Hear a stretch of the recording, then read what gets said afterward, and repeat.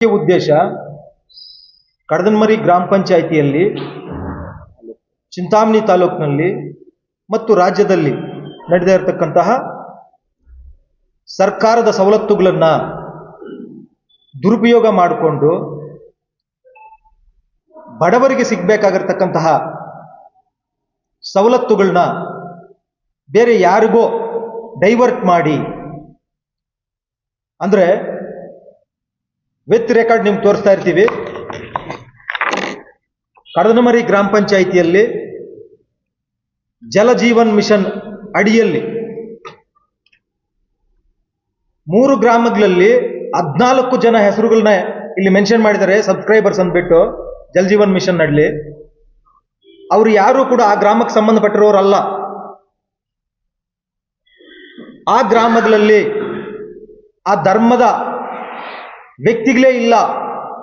ಮೂಲತಃ ಆ ಧರ್ಮ ಆ ಊರುಗಳಲ್ಲಿ ಇದುವರೆಗೂ ಸ್ಥಾಪನೆನೇ ಆಗಿಲ್ಲ.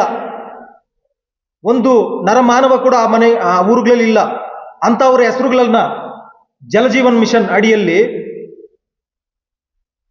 ಹರ್ ಘರ್ ಜಲ್ ಅಂತಕ್ಕಂಥ ಸೆಂಟ್ರಲ್ ಗೌರ್ಮೆಂಟ್ ಯೋಜನೆಯಲ್ಲಿ ಸಬ್ಸ್ಕ್ರೈಬರ್ಸ್ ಆಗಿ ಏನಕ್ಕೆ ಹೆಸರುಗಳನ್ನ ಮೆನ್ಷನ್ ಮಾಡಿದ್ರು ಅಂತಕ್ಕಂಥದ್ದು ಅರ್ಥ ಆಗದೆ ಇರತಕ್ಕಂಥ ಪರಿಸ್ಥಿತಿ. ಅದೇ ರೀತಿಯಾಗಿ ಫೆಬ್ರವರಿ 24ನೇ ತಾರೀಕು ನಾವು ಸರ್ಕಾರದಿಂದ, ಸೆಂಟ್ರಲ್ ಗೌರ್ಮೆಂಟಿಂದ ಏನು ಮನೆಗಳು ಕೊಡ್ತಾರೆ, ಸ್ಟೇಟ್ ಗೌರ್ಮೆಂಟಿಂದ ಏನು ಮನೆಗಳು ಕೊಡ್ತಾರೆ, ಆವಾಸ್ ಯೋಜನೆಯಿಂದ ಏನು ಮನೆಗಳು ಬರುತ್ತೆ, ಇದರ ವಿವರಗಳನ್ನು ಕೊಡಿ. ಯಾರಿಗೆ ಕೊಟ್ಟಿದ್ದೀರಾ, ಯಾರಿಗೆ ಮನೆ ಕಟ್ಟಿದ್ದಾರೆ, ಅವ್ರ ಫೋಟೋ ಏನು, ಅವ್ರ ಡಾಕ್ಯುಮೆಂಟ್ ಏನು ಅಂತ ಕೇಳಿದ್ದೀವಿ, ಪ್ರಶ್ನೆ ಮಾಡಿದ್ದೀವಿ. RTI ಅಪ್ಲಿಕೇಶನ್ ಹಾಕಿದ್ದೀವಿ. RTI ಅಪ್ಲಿಕೇಶನ್ಗೆ 300 ದಿನ ಆದರೂ ಕೂಡ ನಮಗಿನ್ನೂ ಯಾವುದೇ ರೀತಿಯ ಡಾಕ್ಯುಮೆಂಟ್ ಕೊಟ್ಟಿಲ್ಲ. RTI ಕಮಿಷನ್ಗೆ ಏನು ಅಪೀಲಿಗೆ ಬಂದಾಗ ಅಲ್ಲಿ ಸುಳ್ಳು ಹೇಳ್ತಕ್ಕಂಥದ್ದು, ಅಲ್ಲಿ ಒಂದು ಡಾಕ್ಯುಮೆಂಟನ್ನೇ ಫೋರ್ಜರಿ ಮಾಡ್ಕೊಂಡು ಬಂದಿದ್ದಾರೆ. ನಾನು ಕೇಳಿರ್ತಕ್ಕಂಥದ್ದು, ಸರ್ಕಾರಿ ಮನೆಗಳನ್ನ ಯಾರು ಕೊಟ್ಟಿದ್ದೀರಾ ಅಂತಂದ್ರೆ ಅವರೊಂದು ಫ್ಯಾಬ್ರಿಕೇಟ್ ಮಾಡ್ಕೊಂಡು ಬಂದಿದ್ದಾರೆ ಡಾಕ್ಯುಮೆಂಟು. ನಾವು ಹಾಕಿರ್ತಕ್ಕಂಥ IPO 615339 ಅಂತಕ್ಕಂಥ IPO ಮೋಟ್ರುಗಳು ಎಷ್ಟು ಸರಿ ರಿಪೇರಿ ಮಾಡಿಸಿದಿರಾ ಅನ್ನೋ ಒಂದು ಫ್ಯಾಬ್ರಿಕೇಟ್ ಮಾಡಿಕೊಂಡು RTI ಕಮಿಷನ್ನಲ್ಲಿ 24ನೇ ತಾರೀಕು ಸುಳ್ಳು ಹೇಳ್ಬಿಟ್ಟು ತಪ್ಪಿಸ್ಕೊಂಡು ಹೋಗಿದ್ದಾರೆ. ಹಾಗಾಗಿ ನಾನು ಸಾರ್ವಜನಿಕರಿಗೆ, ಇವತ್ತಿನ ಯುವ ಪೀಳಿಗೆಗೆ ನಾನು ಹೇಳೋದು ಇಷ್ಟನೇ, ದಯವಿಟ್ಟು ಸೆಂಟ್ರಲ್ ಗೌರ್ಮೆಂಟ್ ಕೊಟ್ಟಿರ್ತಕ್ಕಂತಹ ಮೇರಿ ಪಂಚಾಯತ್ ಅಪ್ಲಿಕೇಶನ್ನ ನೀವು ಒಂದ್ಸರಿ ಸ್ಟಡಿ ಮಾಡಿ. ಸರ್ಕಾರದ ದುಡ್ಡು ಕ್ಲೈಮ್ ಆಗ್ತಾ ಇದೆ, ಕೋಟಿಗಟ್ಟಲೆ ಕ್ಲೈಮ್ ಆಗ್ತಾ ಇದೆ, ಆದರೆ ಅಭಿವೃದ್ಧಿ ಆಗ್ತಾ ಇಲ್ಲ. ನಿಜವಾದ ಫಲಾನುಭವಿಗಳು ಯಾರಿರ್ತಾರೆ, ಅರ್ಹರು ಯಾರಿರ್ತಾರೆ, ಬಡವರು ಯಾರಿರ್ತಾರೆ, ಬಿಲೋ ಪಾವರ್ಟಿಯಲ್ಲಿ ಯಾರಿರ್ತಾರೆ, ಅವರಿಗೆ ಸಿಗ್ದೀರಾ ಯಾರಿಗೋ ಬೇನಾಮಿಗಳಿಗೋ, ಅಥವಾ ಇವರು ಈ ಹೆಸರುಗಳಲ್ಲಿ ಇರ್ತಕ್ಕಂಥ 14 ಜನ ನಮ್ಮ ದೇಶದ ಹೆಸರುಗಳ ತರನೂ ಇಲ್ಲ.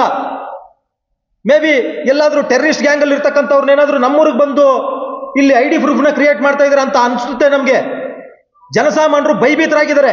ಯಾಕೆಂತಂದ್ರೆ ಈ ಧರ್ಮಗಳೇ ಈ ಗ್ರಾಮಗಳಲ್ಲಿ ಇಲ್ಲ ಅಂತಾಗ ಯಾವುದೋ ಧರ್ಮದವ್ರನ್ನ ಏನಕ್ಕೆ ಸೇರಿಸಿದ್ರು ಅನ್ನುವಂಥ ಭಯ ನಮ್ಮ ಗ್ರಾಮಗಳಲ್ಲಿ ಬಂದಿದೆ. ಹಾಗಾಗಿ ನಾನು ಪತ್ರಿಕೆ ಹಾಗೂ ಮಾಧ್ಯಮ ಮಿತ್ರರನ್ನು ಕೂಡ ಮನವಿ ಮಾಡ್ತೀನಿ, ಬನ್ನಿ ಒಂದಿನ ಕಡದನಮರಿ ಪಂಚಾಯಿತಿಗೆ ರಿಯಾಲಿಟಿ ಚೆಕಪ್ ಹೋಗೋಣ, ಅವ್ರು ಮಾಡಿರ್ತಕ್ಕಂಥ ಅಕ್ರಮಗಳನ್ನ ಬಯಲಿಗೆಳೆಯೋಣ.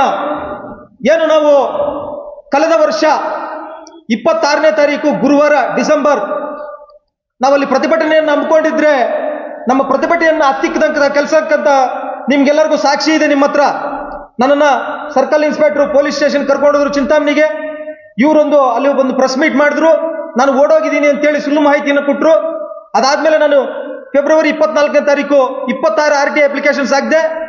ನಿಜಾಂಶಗಳೆಲ್ಲ ಹೊರಗಡೆ ಬರುತ್ತೆ ಅಂತ ಹೇಳ್ಬಿಟ್ಟು ಅಲ್ಲಿರ್ತಕ್ಕಂಥ ಕಾಂಟ್ರಾಕ್ಟರ್ಗಳು ಅಲ್ಲಿ ರಿಪೀಟೆಡ್ ಆಗಿ ಅವ್ರ ಹೆಸರುಗಳು ಕಾಣಿಸುತ್ತೆ. ಯಾವ ಕಾಮಗಾರಿಗೆ ಹೋದ್ರು ಕೂಡ ಆ ಕಾಮಗಾರಿಗಳೇ ಮಾಡಿದ್ರೆ ಬಿಲ್ ಮಾಡ್ತಾ ಇರತಕ್ಕಂತಹ ಆ ವ್ಯಕ್ತಿಗಳು ನನ್ನ ಮೇಲೆ ಮಾರಣಾಂತಿಕ ಹಲ್ಲೆ ಮಾಡಿದ್ರು.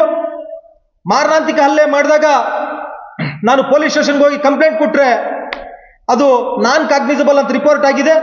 ಹಾಗಾಗಿ ನಾನು ಚಿಂತಾಮಣಿ ಕೋರ್ಟ್ನಲ್ಲಿ PCR ಪ್ರೈವೇಟ್ ಕಂಪ್ಲೇಂಟ್ನ ಮಾಡಿದ್ದೀನಿ. ಅದೀಗ ಜುಡಿಷಿಯಲ್ ಕಸ್ಟಡಿಯಲ್ಲಿದೆ, ಮತ್ತೆ 9ನೇ ತಾರೀಕು ಇರುತ್ತೆ.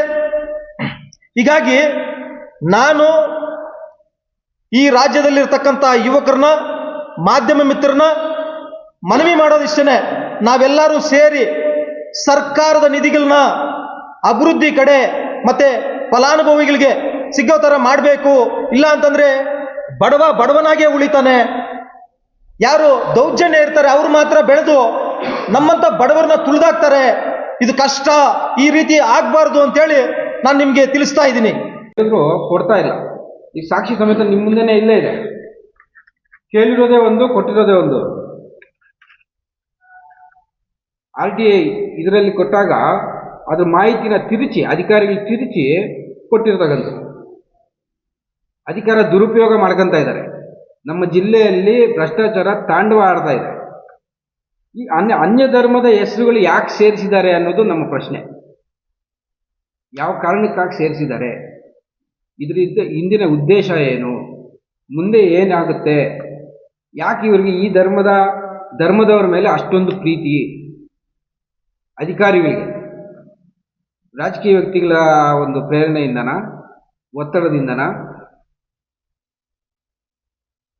ಜನರಿಗೆ ಗೊತ್ತಾಗಬೇಕು, ಜನರು ತಿಳ್ಕೊಬೇಕು, ಯುವಕರು ತಿಳ್ಕೊಬೇಕು ನಮ್ಮ ಸಮಾಜ ಯಾವ ದಿಕ್ಕು ಕಡೆ ಹೋಗ್ತಾ ಇದೆ, ಯಾವ್ಯಾವ ರೀತಿ ಒಳಗೊಳಗೆ ಏನು ಮಾಡ್ತಾ ಇದ್ದಾರೆ ಇವರು ಅನ್ನೋದು ಜನರ ದೃಷ್ಟಿಗೆ ತರಬೇಕಾಗಿರ್ತಕ್ಕಂಥದ್ದು ನಮ್ಮ ಸಮಾಜ ಪರ ಇರ್ತಕ್ಕಂಥ ಕಾಳಜಿಯಿಂದ ನಾವು ಮಾಡಬೇಕಾಗಿರ್ತಕ್ಕಂಥ ಕೆಲಸ ಇದೆ.